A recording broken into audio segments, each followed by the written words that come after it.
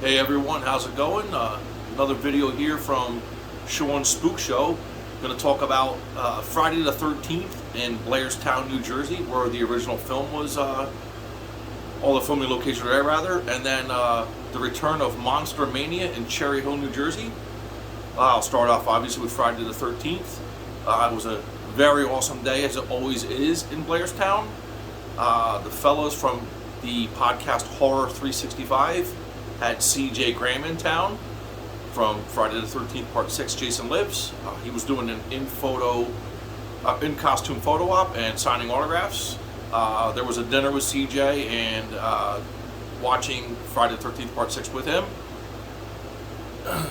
And then also you have the Friday the 13th Museum and all their wonderful staff and volunteers there, which always make it a great experience every time we visit Blairstown. I was fortunate enough to be able to sit down and have breakfast with CJ Graham with a few other people from Horror 365.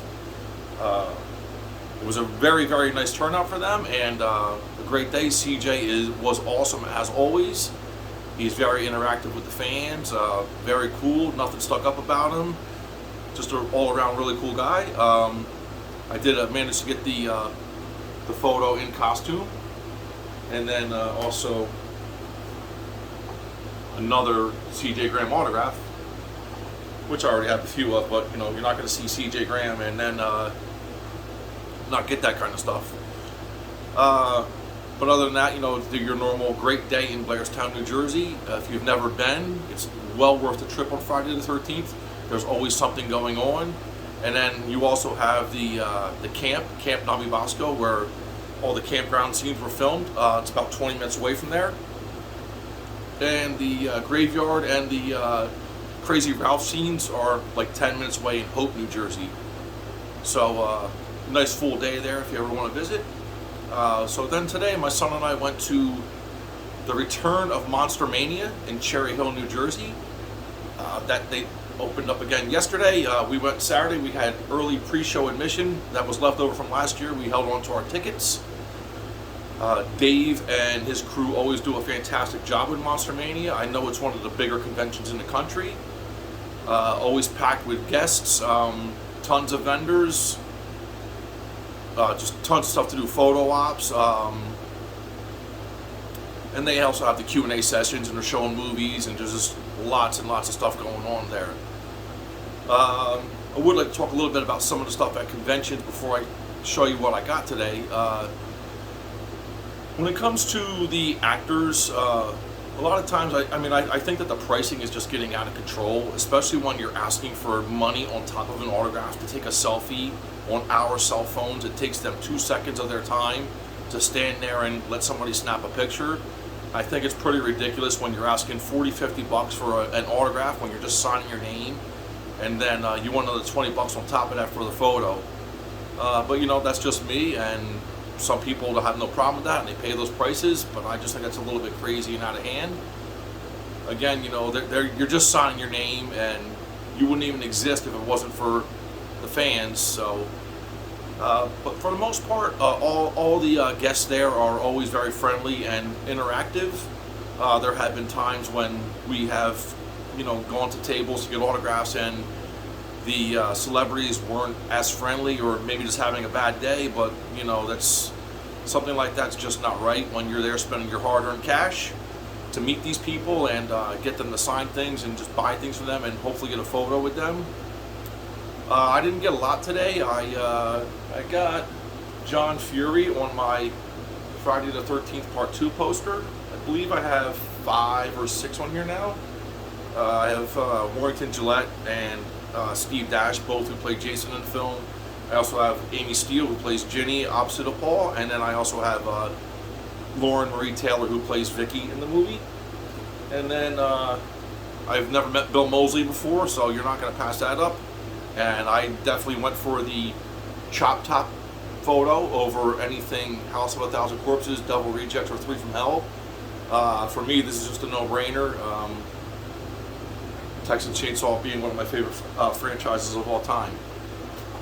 As far as the vendors go, there is a pretty great selection there. You have some really big names there, big companies like Full Moon Features and Living Dead dolls and stuff like that. But there's a very, very good mix of vendors at these conventions at Monster Mania. You have your people who make their own crafts. You have, vendors selling NECA figures and Pop Funkos and all that other stuff.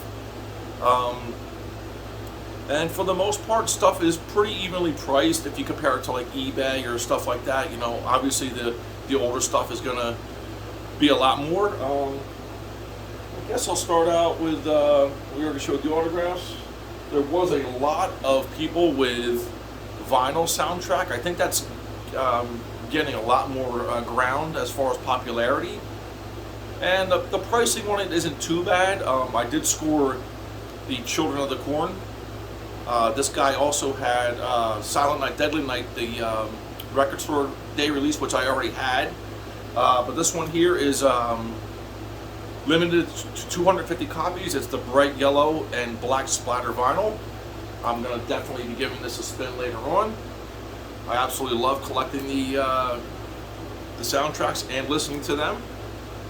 Oh, let's see what else we got. The fine folks from Vinegar Syndrome were there, and I absolutely love. They have a lot of obscure, especially like 80s stuff that you don't normally find everywhere, and they do a really good job remastering them into the Blu-rays and stuff.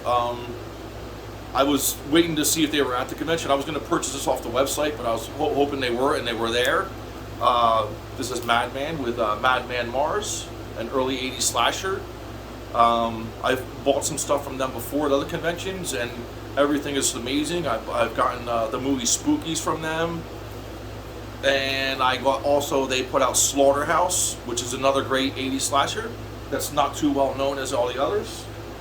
I've had my eye on, I got a lot of Full Moon stuff today. I've had my eye on these bobbleheads. This is Torch, and they were the same price that were on the website, 20 bucks. And I also got Blade, of course. I bought these from an individual vendor. Full Moon did have these as well. I didn't see them until after I had purchased these, but they were the same price in both spots. Full Moon also had, which was out of stock on their website in DVD and Blu-ray form, the new Puppet Master Blade, the Iron Cross. On their website, like I said, it's been sold out, but for some reason he had plenty of copies there.